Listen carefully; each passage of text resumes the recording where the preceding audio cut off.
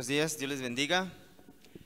Gracias a Dios es miércoles, ya cada vez falta menos, muchos estamos tristes, otros contentos, porque se acaba la semana, se acaba el último bimestre de este año y pronto volveremos ya sea a ver a nuestros familiares o servir alegremente al Señor en las escuelas bíblicas o alguna otra actividad en verano. Pero lo cierto es que también llevamos un evangelio, el cual es de nuestro Señor Jesucristo. Él nació, Él vivió entre nosotros, murió, pero también resucitó. Entonces, pero también está a la diestra del Padre y Él dijo que iba a venir por nosotros.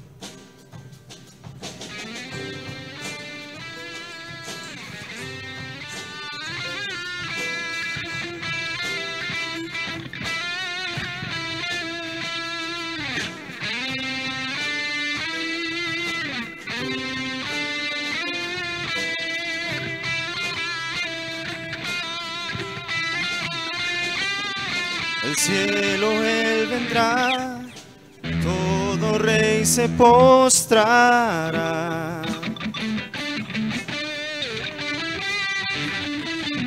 Cadenas ya no habrá, su pueblo le alabará. Pues ¿quién detiene al poderoso? Él es el león, león de Judá, con fuerte rugido, por siempre ha vencido. Todos ante él se postrarán. Jesús el Cordero que fue inmolado, su sangre ha lavado todo mi pecado. Ante el Cordero y el león se postrarán, todos ante él se postrarán.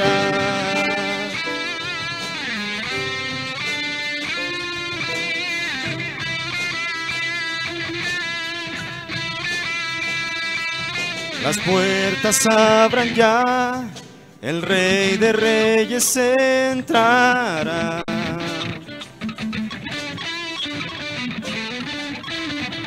El Rey de salvación, Él ha venido a libertar. ¿Y quién detiene al poderoso?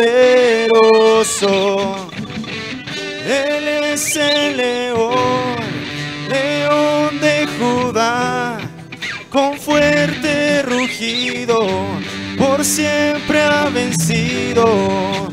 Todos ante él se postrarán. Jesús el Cordero que fue inmolado, su sangre ha lavado todo mi pecado.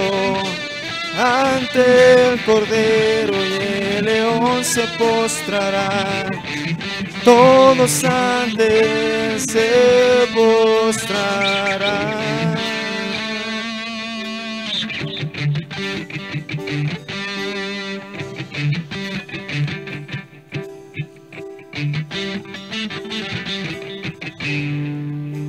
¿Quién detiene al poderoso? ¿Quién detiene al poderoso? ¿Quién detiene al poderoso Dios? Poderoso Dios. ¿Y quién detiene al poderoso?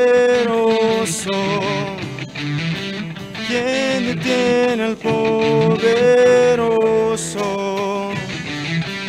¿Quién detiene al poderoso Dios?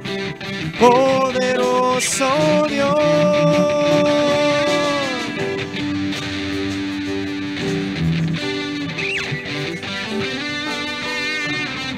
Él es el león, león de Judá, con fuerte rugido, por siempre ha vencido. todos antes se postrarán.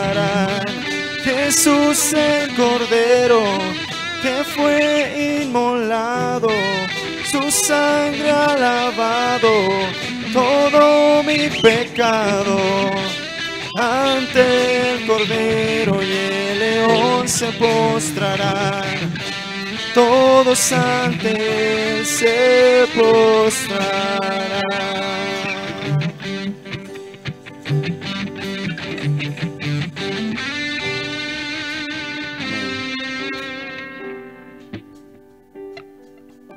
Y lo esperamos con mucha emoción y muchas ansias, porque el Señor ha prometido que regresará por su iglesia. Y eso al menos a mí me alegra.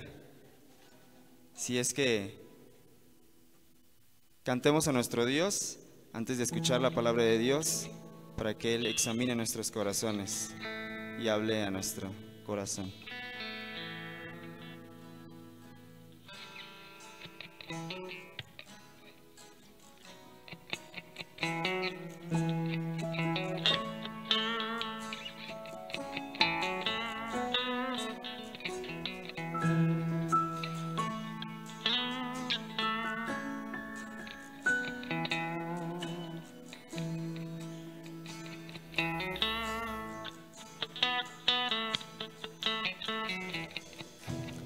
Examíname, oh Dios, y conoce mi corazón.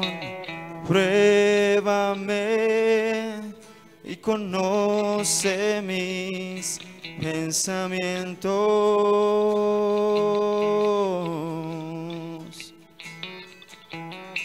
Y guíame,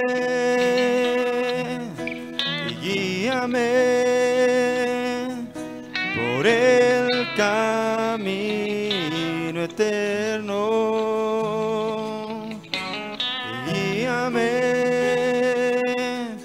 Y guíame por el camino eterno.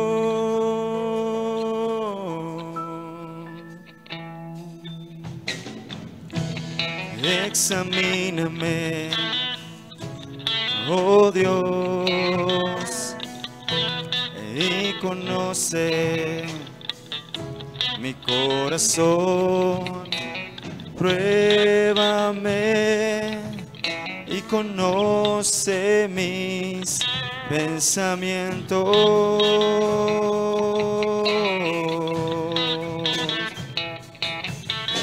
Y guíame,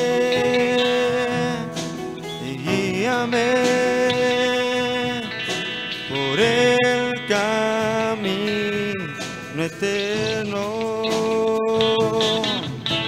Y guíame, por el camino eterno.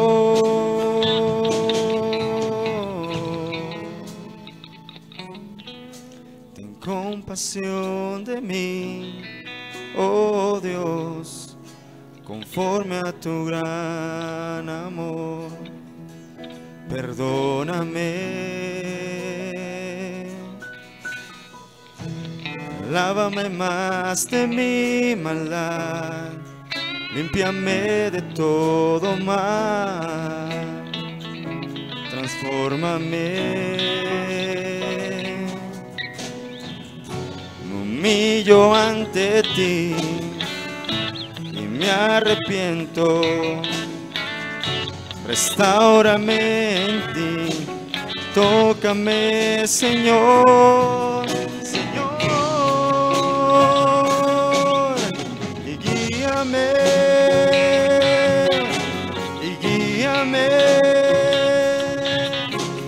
por el camino eterno. Y guíame,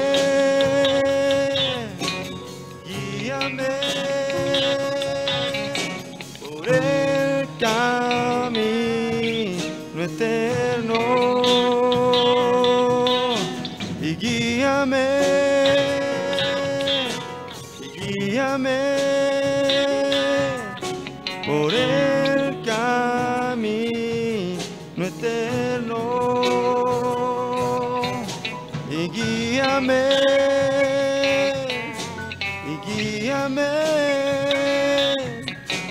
por el camino eterno.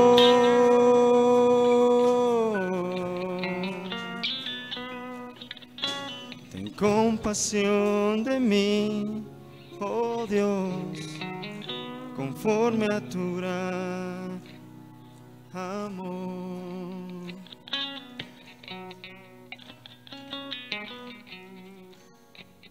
Gracias, Señor. Te rogamos ahora que hables por medio de tu palabra en nuestras vidas y pueda transformarla para también compartir el Evangelio correctamente a los demás. En nombre de Cristo Jesús te rogamos esto. Amén.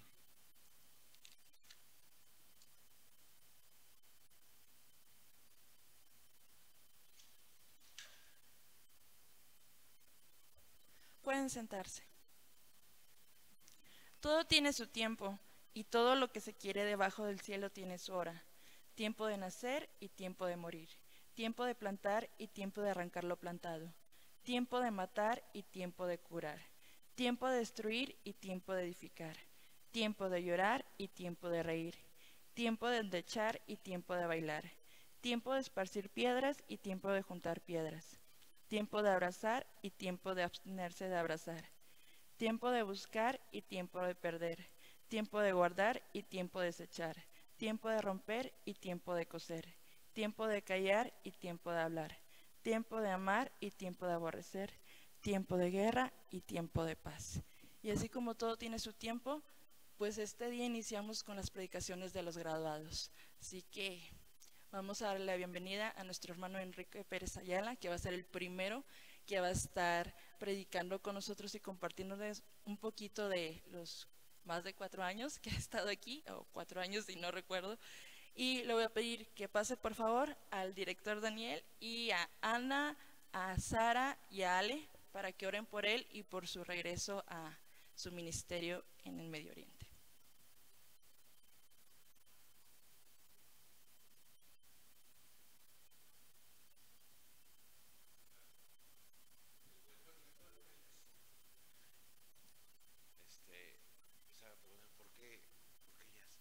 Porque es de misiones, ¿no? Y él va a graduar en misiones. Gracias, Enrique, por estar todo este tiempo con nosotros y pues vamos a orar. Señor, te agradecemos porque tú has llamado a hijos tuyos específicamente a este ministerio de llevar tu palabra a otros lugares, a otras culturas. Señor, gracias por la vida de Enrique. Yo te suplico, Señor, que ahora que ha concluido este círculo de preparación, tú le sigas mostrando tu bondad, tu misericordia. Gracias por lo que has hecho en su vida a través de estos años. Y Padre, yo te suplico que en esta mañana tú hables a nuestras vidas a través de él, de sus palabras, de lo que él ha meditado. Y Señor, que sacudas nuestras conciencias y muevas nuestras voluntades a obedecerte. Gracias, en el nombre de Jesús oramos. Amén. Dios te bendiga. Gracias por la oración. Pues bueno, gracias por el tiempo en capilla. La verdad es que de por sí uno ya se siente nervioso al estar aquí al frente, y ya cuando me dicen que soy el primero en predicar, pues creo que aumentan los nervios. Y justo este pasaje que leíste de Eclesiastés, la verdad es que qué difícil es aplicarlo, aprenderlo. Tal vez es uno de los pasajes más conocidos, más socorridos de cualquier cristiano. Sin embargo, cuando en serio hay que esperar el tiempo, se vuelve un pasaje particularmente complicado, ¿no? Pues no sé, en este momento, meditando en qué uno puede predicar y qué puede hablar uno, pues siempre pasa que los predicadores hablan de sus experiencias en el seminario, que si se pelearon con una persona, que si le dieron la bienvenida o la despedida de forma agresiva a los compañeros, o pues sacando sus mejores o sus peores chistes, o tal vez algunos aprovechan para solo decir tonterías, y tal vez sea el caso, pero pues aquí estamos. Llegó el tiempo de concluir esta parte del seminario, y pues uno pensaría que es como el final de algo muy relevante, sin embargo nos damos cuenta que ese es el principio de algo más largo, que es el ministerio. A pesar de que uno ya ha trabajado por algunos años en la iglesia, pues precisamente es solo el inicio. Como decía el hermano Roberto Westpac, yo creo que algunos de ustedes han tenido la oportunidad de escucharlo, pues uno no sabe lo que necesita hasta tal vez 20 o 30 años después. Después de 30 años tal vez uno puede empezar a hacer ministerio como se debe. Y creo que aún nos falta mucho que aprender. Pero bueno, sin malgastar mi tiempo, me gustaría hablar de algo importante. Como decía, pues algunos aprovechan para contar chistes, anécdotas, pero me gustaría compartirles algo que es muy importante, hablar de misiones. Lo hago porque soy misionero, como decía el hermano pastor, director. Pues bueno, gracias por la oración, chicas de misiones, y pues aprovecho la oportunidad que estoy frente a los futuros líderes de la iglesia, algunos tal vez futuros líderes de la convención o futuros salmistas. Sin embargo, me gustaría que me prestaran su atención porque así como cada uno de ustedes tiene su ministerio, cada uno de ustedes tiene su propósito en esta vida, me gustaría que se guardaran esto en su corazón y también le den un poco de importancia, que son las misiones. Según la ONU, con la presentación por favor si me ayudan, según la ONU hay más o menos 7.500 millones de habitantes. Pues bueno, ahí varía el dato entre que si son 7.5 billones de habitantes o 7.500 millones de habitantes, según el sistema en el que se esté. Se cree que el 32% de esta población a nivel mundial no ha escuchado el Evangelio y nunca lo escuchará. Se dice que 2 personas mueren cada segundo sin siquiera haber escuchado el Evangelio.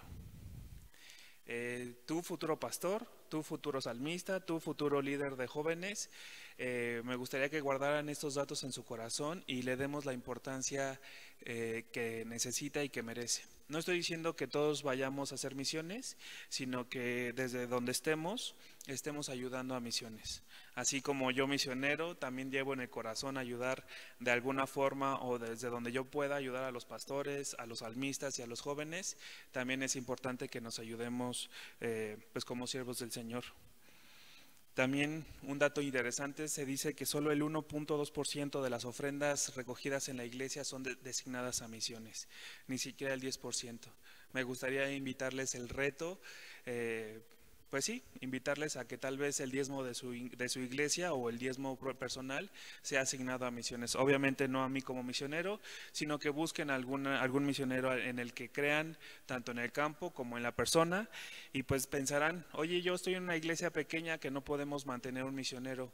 Pues realmente no es necesario que tú mantengas un misionero, puedes ayudar y aportar a un misionero, o incluso pueden sumar el esfuerzo en distintas iglesias de la localidad a apoyar un misionero de la localidad. Sería más fácil apoyar un misionero de la zona entre 10 o tal vez 15 o 20 iglesias. Así sería bastante práctico. Por último, como saben, mi año de práctica lo pasé en el norte de África y pues también es importante esto porque se considera que hay más de 1.000 millones de musulmanes. Esto quiere decir que 1 de cada 7 personas en este mundo profesan la fe islámica.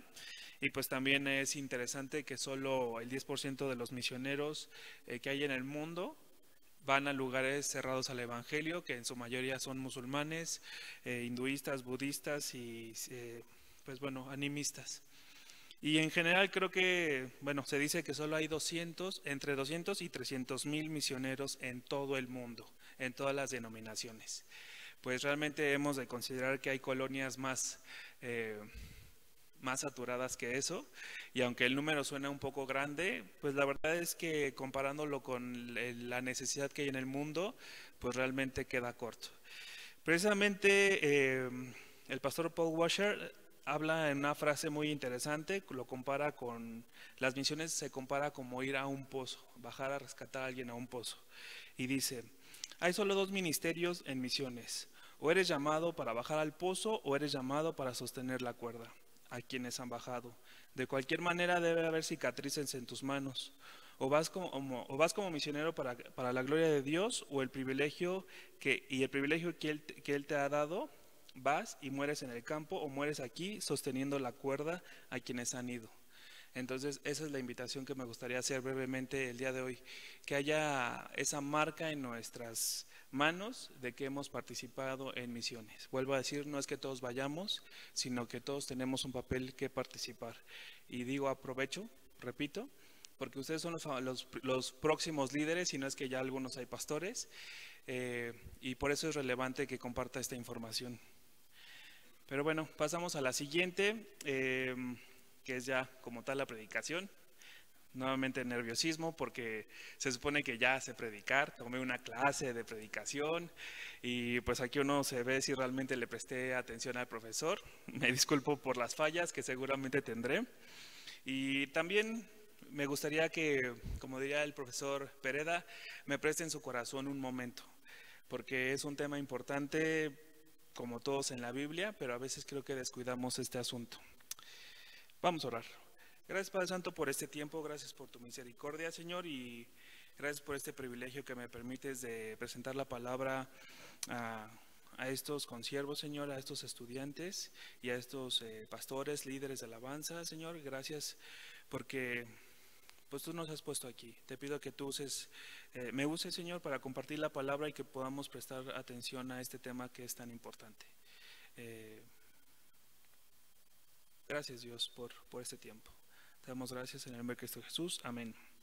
Pues bueno, de lo que me gustaría hablar es de Romanos 12, otro pasaje que también es bastante conocido, socorrido.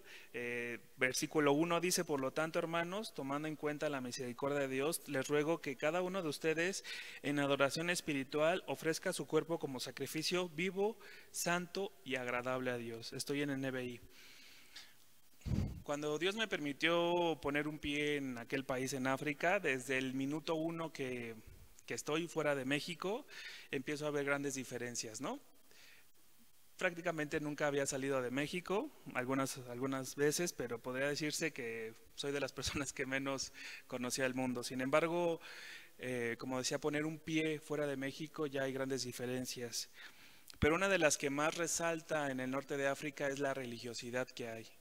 Los musulmanes, como ya han de saber, tienen que orar 5 veces al día. Entonces de repente una persona se agacha ahí en medio de la nada, en medio de la calle, en medio del aeropuerto, y empieza a orar a Alá. Después de eso tienen el ayuno de un mes, que precisamente estamos en Ramadán, y son personas que ayunan durante un mes completo. Mientras que haya luz de día, ellos no pueden comer. La verdad es que muchos de los cristianos ni siquiera llegamos a ese nivel ni de oración ni de ayuno. Sin embargo, uno se da cuenta que no es una comunión con Dios real. Simplemente se trata de una religiosidad, porque ellos terminan de orar, terminan su ayuno y regresan a sus vidas llenas de pecado, tratando de controlarlas ellos mismos. Sin embargo, una de las cosas difíciles de esto es que uno voltea a México y encuentra ese mismo tipo de religiosidad. Personas que hacen grandes peregrinaciones, que hacen grandes sacrificios, que construyen grandes iglesias. ¿Para qué? Pues tal vez para poner una palomita en el checklist, para calmar a aquel Dios iracundo y tenerlo en paz. Y esta misma religiosidad es la que encontramos también a veces en la iglesia cristiana. Hermanos que pues tal vez llevan 10 años, 15 años y no dedican tiempo a la oración, no dedican tiempo a la lectura, sino simplemente van a la iglesia, y eso a veces, si no hay que lavar o no hay una fiesta, entonces van a la iglesia. Y les preguntas por qué no vienes, y dices, bueno, es que es el único día que tengo para lavar o es el único día que tengo para descansar. Y bueno, dirás, pues tal vez no es el caso de los seminaristas. Sin embargo, yo creo que todos en el fondo tenemos un poco la costumbre de la religiosidad. Los expertos dicen que somos regidos, o mucho de lo que pensamos, hacemos y decimos es regido por el lugar donde crecimos. Y hermanos, crecimos en un país donde la religiosidad está a flor de piel. Entonces el apóstol Pablo en el versículo 1 nos hace una invitación a presentar nuestros cuerpos como un sacrificio vivo. Nos hace una invitación a realizar una entrega diferente a lo que normalmente se hace. Vuelvo al versículo 1, dice, por tanto, hermanos, tomando en cuenta la misericordia de Dios, les ruego que cada uno de ustedes, en adoración espiritual, ofrezca su cuerpo como sacrificio vivo. Esa es la invitación que el apóstol Pablo nos está haciendo. Pero ¿cómo debe ser ese sacrificio? ¿Nos vamos a subir a una fogata? ¿Nos vamos a cortar la yugular aquí en la capilla? Pues realmente no se trata de eso. El apóstol Pablo nos dice que debe ser vivo. ¿Qué significa esto? Que tiene que ser voluntario. Nadie te tiene que obligar ni nadie te tiene que empujar. Y lo vivo precisamente tiene que tener una connotación de constante crecimiento. Lo siguiente es que sea santo. Todos aquí sabemos perfectamente el significado de la palabra santo, pero realmente lo hacemos para Dios. La verdad es que dice la palabra que no debemos tener otros ídolos, pero a veces el dinero es un ídolo, a veces nuestra pareja es un ídolo, a veces la familia es un ídolo, a veces el propio ministerio es un ídolo. Realmente estamos siendo apartados para Dios sin compartir absolutamente nada para nadie más. El tercer característica del sacrificio que nos dice Pablo es que debe ser agradable a Dios. Creo que es algo que también es importante porque lo fundamental es agradar a Dios, hermanos. A veces vamos en direcciones opuestas, enfocados en objetivos distintos para conseguir lo propio. Sin embargo, el apóstol Pablo nos invita a que sea un sacrificio que agrade a Dios. También para el versículo 1 y 2, el apóstol Pablo nos dice que para hacer este sacrificio tenemos que tener las motivaciones correctas. No hacerlo para ser más famosos, no hacerlo para ser el pastor de la mega iglesia. El apóstol Pablo nos dice que nuestro sacrificio debe ser con 3 motivaciones. Tomando en cuenta la misericordia de Dios, en esto es entendiendo que Él nos amó primero y que nada de lo que hagamos nos hace que Dios nos ame menos o que nos ame más. Sí, simplemente porque Él nos amó, en respuesta es que nosotros hacemos este sacrificio. También dice que debe ser en adoración espiritual. Hace un par de meses un pastor me preguntaba, ¿tú qué crees que se refiere la Biblia cuando dice que Dios busca adoradores en espíritu y en verdad? Pues no sé si esta persona esperaba el gran significado etimológico de esta palabra, pero me llama mucho la atención que el apóstol Pablo en este momento está diciendo adoración espiritual.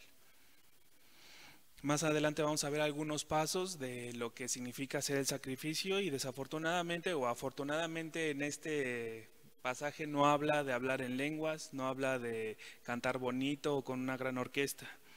Está hablando de que la adoración espiritual es presentar nuestros cuerpos como ese sacrificio vivo. Y por último, en el mismo pasaje del capítulo 2 de Romanos 12, nos habla que es para comprobar cuál es la voluntad de Dios. Hermanos, lo que he visto a lo largo de la vida es que buscamos la voluntad de Dios como un segundo plan o como una opción. Así, Señor, por favor, muéstrame cuál es el plan para mi vida.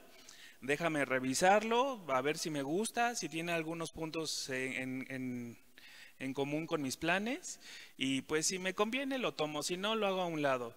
Hermanos, el sacrificio vivo es tomar el plan de Dios para nuestras vidas y hacerlo, llevarlo a cabo, no tomarlo como una opción, no tener otras opciones como deseos personales. Pero vayamos a lo práctico. Estamos en el seminario, estamos tal vez como internos, como externos, pero ¿qué significa en nuestro diario vivir? ¿Qué significa dormir cuando dormamos o cuando despertamos? ¿Qué significa hacerlo presentarnos como sacrificio vivo? Vuelvo a decir, la religiosidad es muy engañosa, a veces tenemos palabras muy rebuscadas y como cristianos nos encantan los conceptos abstractos, pero en el diario vivir, ¿qué significa representarnos como sacrificio vivo?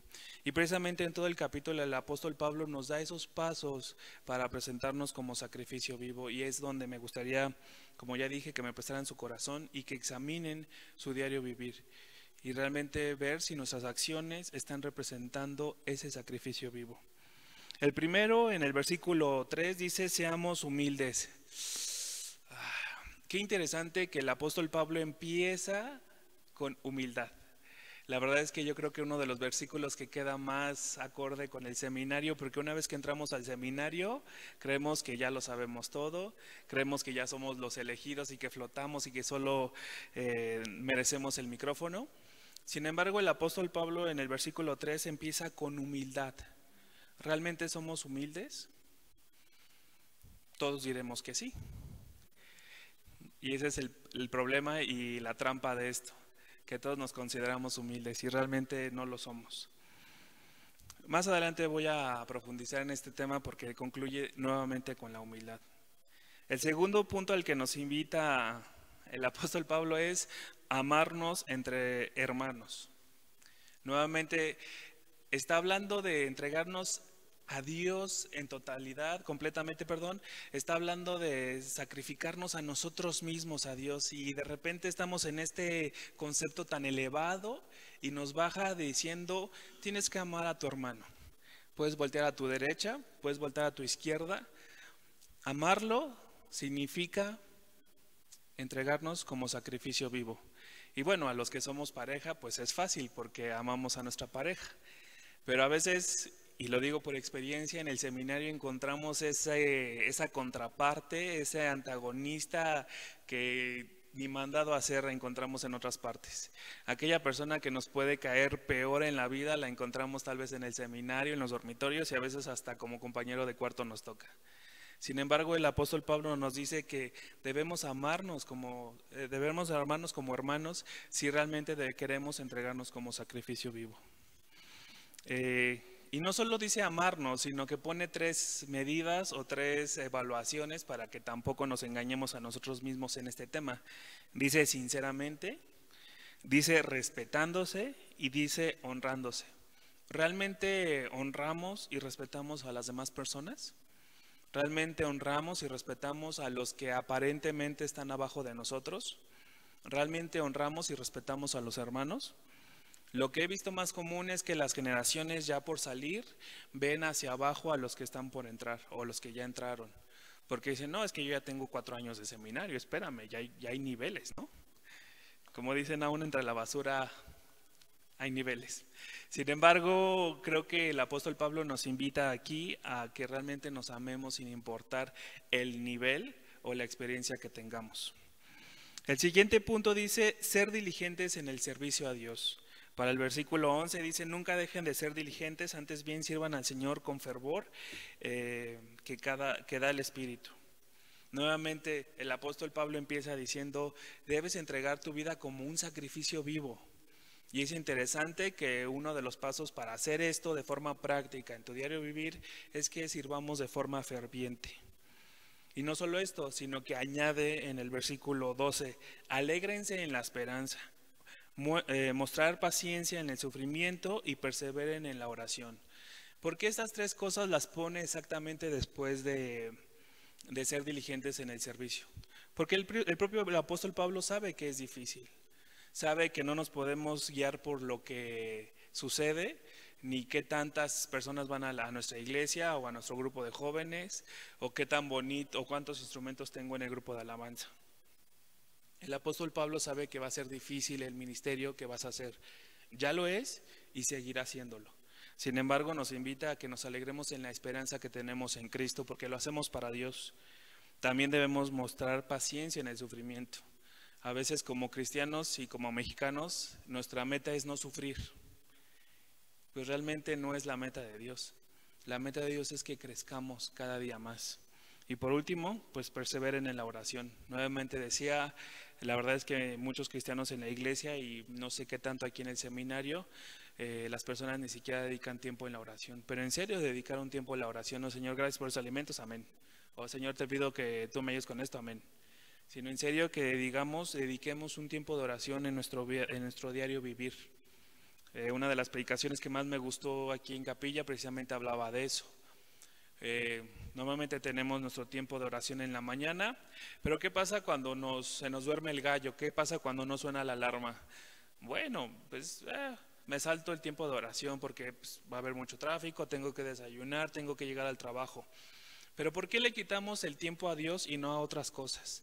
Decía el pastor, ¿por qué le quitamos el tiempo a Dios y no a nuestro desayuno o no a nuestro jefe? Decirle, oiga jefe, llegué tarde. Porque hay consecuencias directas, como que nos pueden despedir, nos pueden descontar o simplemente tener una mala perspectiva de nosotros. Y él decía, simplemente le quitamos el tiempo a Dios porque no es lo primero en nuestra vida. Me gustaría que meditáramos un poco en esto. Para el siguiente punto, el 4 dice ayudar a los hermanos. También nuevamente estamos justamente en un momento álgido porque como seminaristas siempre va a haber mucha necesidad y a veces estamos en una actitud de pues me rasco con mis propias uñas porque apenas estoy consiguiendo para lo mío, para mi colegiatura, para mi comida y pues lo siento por el vecino, por el compañero que pues anda en las mismas o peor. Pues precisamente el apóstol Pablo nos invita a entregar nuestras vidas como sacrificio vivo ayudando a los demás, ayudando a los hermanos que lo necesitan. En este caso es importante, 1, tener la humildad, hermanos, para expresar nuestras necesidades y 2, estar atentos a las necesidades de los hermanos. Estamos en una ciudad muy apresurada, que a partir de la globalización todo se tiene que hacer segundo a segundo y entonces vamos en nuestro carril sin ver a los demás. En este caso me gustaría que nos detuviéramos un momento a pensar en las necesidades de los hermanos. Como decía al principio, podemos encontrar en el seminario a aquella persona que nos cae mal, que nos choca, pero preguntémonos por qué es así. Tal vez tiene un problema, una circunstancia que lo está empujando a ser así. Al igual que nosotros a veces estamos de malas porque las circunstancias no son como nos gustaría que fueran. Sin embargo, aquí nos está invitando el apóstol Pablo a ayudar a los necesitados. En este punto es importante y dice practiquen la hospitalidad. También aquí en el seminario es bastante común que cada uno tiene su bandita, cada uno tiene su grupito y ya nos reunimos en el cuarto de fulanito, los que son internos, o nos juntamos en la mesa y entonces ya hay como bloques muy bien definidos. Sin embargo, el apóstol Pablo nos invita a practicar la hospitalidad. Obviamente este término aplica para aquellos que tienen una casa o un departamento y que puedan recibir a personas. En este caso me gustaría ponerlo en práctica entre seminaristas. ¿Y qué tal si esta parte de hospitalidad se refiere a que recibamos o vayamos a otro de los grupos que se arman en el seminario para conocerlos, para entenderlos y precisamente para saber sus necesidades y poder ayudarles? Bueno, el siguiente punto, el quinto, dice seamos buenos con todos. Una de las cosas que pues sí, que siempre ha sido relevante e interesante de la cultura mexicana es que hacemos las cosas solo cuando el jefe está. Obviamente no estoy diciendo que aquí las hacemos así, simplemente es una característica que podemos decir que define a México, que solo se hacen las cosas cuando el jefe está. Y en este caso el apóstol Pablo no está diciendo que hagamos las cosas solo cuando el jefe está, sino dice que seamos buenos con todos. Vuelvo a decir, hermanos, aquí estamos líderes o futuros líderes. ¿Cómo tratamos a los miembros de la iglesia? A los que tal vez no son tan comprometidos o a los que tal vez no son como realmente nos gustaría que sean. ¿Somos amables? ¿Somos buenos? ¿Y qué tal cuando nadie está viendo? ¿Cómo nos comportamos? Se dice que uno realmente es como es cuando nadie lo está viendo. Y aquí en el pasaje nos invita a que seamos buenos con todos. Y en este caso, más adelante en los versículos nos está poniendo distintas medidas o distintas formas de prácticas, porque todos, vuelvo al punto en donde nos engañamos y decimos, pues sí, Enrique, yo soy bueno con todos y hago todo lo que es necesario. Sin embargo, en el versículo 14 y 19 dice, no reaccionen cuando les traten mal, no tomar venganza. Y la verdad es que es algo bastante común aquí en el seminario, que cuando alguien nos hace el fuchi, cuando alguien no nos dice buenos días, cuando alguien toma nuestro lugar en el comedor o cuando alguien toma alguna de nuestras cosas, ¿qué es lo primero que queremos hacer? Tomar venganza, que le corten la cabeza. En este caso el apóstol Pablo nos está diciendo que si realmente queremos hacer un sacrificio vivo a Dios, si realmente queremos adorarle en espíritu y en verdad, es donde debemos no tomar venganza y no reaccionar cuando nos traten mal. La verdad es que, como dice la pregunta, ¿qué fue primero, el huevo o la gallina? Oye, ¿por qué tratas mal a fulanito? No, pues es que él me trató mal, o él me hizo esto. Y vas con él y le preguntas, oye, ¿por qué le hiciste esto? No, pues es que él empezó. Y entonces así nos vamos uno a uno hasta una cadena sin fin de qué fue primero. En este caso el apóstol Pablo nos está diciendo, no reaccionen, no reaccionen cuando nos traten mal, cuando nos traten mal. También pensando un poco en la iglesia, y estas se las paso al costo, los problemas de matrimonio precisamente radican en esta parte de, oye, ¿por qué no amas a tu esposa? Pues es que él me trató así o es que él no hizo esto. Y viceversa, a la esposa le preguntas ¿por qué no respetas a tu esposo? Es que él no me ama, es que él no hace esto, es que él no hace el otro. Y si realmente nos vamos a esas, pues realmente no podemos esperar nada uno del otro, porque somos pecadores, porque somos imperfectos, porque dice el apóstol Pablo, eso que quiero hacer no hago y lo que no quiero hacer eso hago. Y precisamente creo que ese es el truco y el secreto del matrimonio. Sin importar lo que el otro haga, yo debo cumplir mi responsabilidad. En el caso de los hombres es amar a sus esposas, y en el caso de las esposas respetar a sus esposos, sin importar lo que el otro haga, porque nuestro compromiso es con Dios. Y en este caso dice el apóstol Pablo que si realmente queremos adorar a Dios, debe ser esto. Por último, bueno, en este mismo sentido sigue el versículo 15, dice tener empatía. Híjole, qué difícil es, hermanos. Vuelvo a decir, vamos en nuestro carril y es difícil entender las emociones del otro por lo que está pasando. O muchas veces en estas nuevas doctrinas donde no te entristezcas porque el gozo del Señor está contigo, ¿no? Y cuando una persona está pasando por algún duelo, algún luto, queremos sacarlo de ahí y que esté alegre y que esté sonriendo y que esté gozoso. Pero precisamente el versículo nos dice, alégrense con los que están alegres, y añade, lloren con los que lloran. En este caso nos invita a hacer un proceso de empatía, que muchas veces no estamos conscientes ni de nuestras propias emociones, y entonces el apóstol Pablo nos invita a ser empáticos con otro. Por último dice, vivan en armonía. Nuevamente el apóstol Pablo está diciendo que queremos presentar nuestro cuerpo como sacrificio vivo, vivan en armonía. Versículo 16, vivan armonía unos con otros, no sean arrogantes, sino háganse solidarios con los humildes, no se crean los únicos que saben. Y me llama la atención porque está diciendo que el problema y que principalmente los conflictos que tenemos es porque somos arrogantes, hermanos. ¿Cuántos conflictos tienes en tu vida con otras personas? ¿Con quiénes has peleado? Tal vez esta sea la respuesta, que el apóstol Pablo está diciendo, no seas arrogante, ni creas que eres el único que sabe. Y la verdad es que regresando a la parte del matrimonio, también ese es un conflicto, que muchos de los problemas que tenemos con el matrimonio o con la pareja es porque creo yo que sé más que ella, o viceversa, ella cree que sabe más que el esposo, y entonces empiezan los conflictos. Y también es algo súper común en el seminario, no me dejará mentir el director o los profesores, que entramos y creemos que sabemos, y ya cruza el primer año y creemos que sabemos más, y el segundo y el tercero, y sí, hermanos, sabemos más, pero no lo sabemos todo y nos falta mucho que aprender. Y aunque lo supiéramos todo, el apóstol Pablo nos está invitando a que nos comportemos de forma humilde. En este caso me gustaría hacerles una anotación. Cuando entré al seminario, la directora de Milamex me dedicó unas palabras, y lo primero que me dijo fue, no dudes en la oscuridad lo que Dios te ha dicho en la luz. Es una frase de algún pastor famoso en Estados Unidos. Pero lo siguiente que me dijo fue, trabaja con la humildad, porque ¿sabes cómo se distingue a un seminarista en la congregación? Y eso es infalible, cuando no está escuchando al que predica, sino que se pone a leer su Biblia, en el mejor de los casos, y si no es que hasta saca otro libro y se pone a leer.